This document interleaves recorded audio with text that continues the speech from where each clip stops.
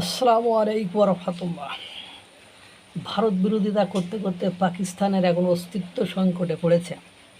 পাকিস্তান এখন এই অস্তিত্ব সংকট থেকে বের হওয়ার জন্য তার পুরাতন ঐতিহ্যে ফিরে যাচ্ছে। সেই পুরাতন ঐতিহ্যে ফিরে যাওয়া ছাড়া পাকিস্তান তার দেশটিকে স্বাধীনতা সার্বভৌমত্বকে আর ধরে রাখতে পারছে না। একের পর এক পাকিস্তানের অভ্যন্তরে ঘটে যাওয়া বিস্ফোরক দ্রব্য, হত্যাকাণ্ড, পুলিশ, আইন শৃঙ্খলা বাহিনী কেউই নিরাপদ নয়। একের পর এক অঘটন ঘটে যাচ্ছে। এজন্য পাকিস্তানের লাহোরের ইসলামপুরা নাম বদলে হয়ে গেল কৃষ্ণনগর। কেন হিন্দু নামে ফিরছে পাকিস্তান?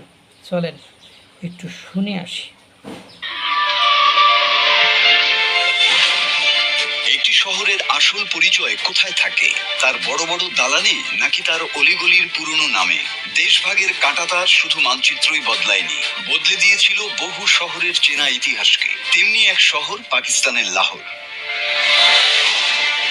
গত কয়েক দশক ধরে লাহোরের মানুষ যে এলাকাটিকে ইসলামপুরা নামে চিনে এসেছে, আজ তার বুকে পুরনো ইতিহাস আবার জেগে উঠেছে। পাকিস্তান সরকার আনুষ্ঠানিকভাবে এর নাম বদলে আবার রাখলো কৃষ্ণনগর। হ্যাঁ, ঠিকই শুনছেন, দেশভাগের আগে এই জমিন কেঁপে উঠত যে নামে, 7 দশক পর সেই নামই আবার ফিরে এলো তার আপন ঘরে। শুধু কৃষ্ণনগরই নয়, পাঞ্জাব সরকারের এক অভিনব সিদ্ধান্তে বদলে যাচ্ছে আরো অনেক চেনা নাম। যে চত্বরটি এতকাল বাবরি মসজিদ চক নামে পরিচিত ছিল, তা এখন ওল্ড জৈন মন্দির চক। সুন্নতনগর ফিরে পেয়েছে তার পুরনো নাম শান্তনগর। আর এখন থেকে মুস্তাফাবাদ চত্বরটি ধরমপুরা, মাওলানা জাফর চকের জায়গায় লক্ষ্মী চক, আল্লামা ইকবাল রোডের জায়গায় জেল রোড এবং রেহমান গলির নাম রাম গলি নামে পরিচিতি পাবে। কিন্তু কেন এই পরিবর্তন? কেন হঠাৎ করে পাকিস্তানের বুকে ফিরে আসছে সনাতন বা জৈন সংস্কৃতির ছোঁয়া? উত্তরটা লুকিয়ে আছে লাহোরের ঐতিহ্যে। দেশভাগের আগে এই শহরটি ছিল বহু সংস্কৃতির এক মিলন মেলা। হিন্দু, মুসলিম, শিখ, জৈন সবাই মিলে গড়ে তুলেছিল এই শহরের আত্মা। নাম পরিবর্তনের এই হাওয়া আসলে সেই হারিয়ে যাওয়া বৈচিত্র্য আর সম্প্রীতিকে ফিরিয়ে আনার এক মরিয়া চেষ্টা। পাঞ্জাবের মুখ্যমন্ত্রী মরিয়ম নেওয়াজের নেতৃত্বাধীন সরকার লাহোরের বহু সাংস্কৃতিক ইতিহাস পুনরুদ্ধারের লক্ষ্যে এই পদক্ষেপ নিয়েছে। সরকার বলছে এটি শুধু নাম বদল নয়, বরং পর্যটকদের কাছে লাহোরের প্রকৃত ইতিহাস তুলে ধরার এক দারুণ মাধ্যম। নতুন প্রজন্মের কাছে নিজেদের বহু সাংস্কৃতিক অতীতকে চেনানোর এক সেতু। ইতিহাসকে যারা মুছে দিতে চেয়েছিল, আজ ইতিহাস নিজেই যেন তাদের সামনে এসে দাঁড়িয়েছে এক নতুন রূপে। গত 2 মাসে লাহোরের অন্তত 9টি গুরুত্বপূর্ণ এলাকা, রাস্তা ও মোড়ের ইসলামিক নাম বদলে তাদের মূল হিন্দু বা ব্রিটিশ কালের ঐতিহ্যবাহী নাম ফিরিয়ে দেওয়া হয়েছে। এই পরিবর্তনগুলো উল্লেখ করে ইতিমধ্যেই নতুন সাইনবোর্ডও স্থাপন করা হয়েছে। উল্লেখ্য, পাকিস্তানের কোনো কট্টরপন্থী গোষ্ঠী এই পদক্ষেপের বিরুদ্ধে কোনো বড় ধরনের বিরোধিতা গড়ে তুলতে পারেনি। নাম বদলে যায়, মানুষ বদলে যায়, কিন্তু মাটির গভীরে লুকিয়ে থাকা শিকড় কখনো মরে না। কৃষ্ণনগরের এই প্রত্যাবর্তন যেন আমাদের মনে করিয়ে দেয়, ইতিহাসকে সাময়িকভাবে ঢেকে রাখা যায়, কিন্তু কখনোই মুছে ফেলা যায় না। মাসুদ হাসান, বাংলা টিভি।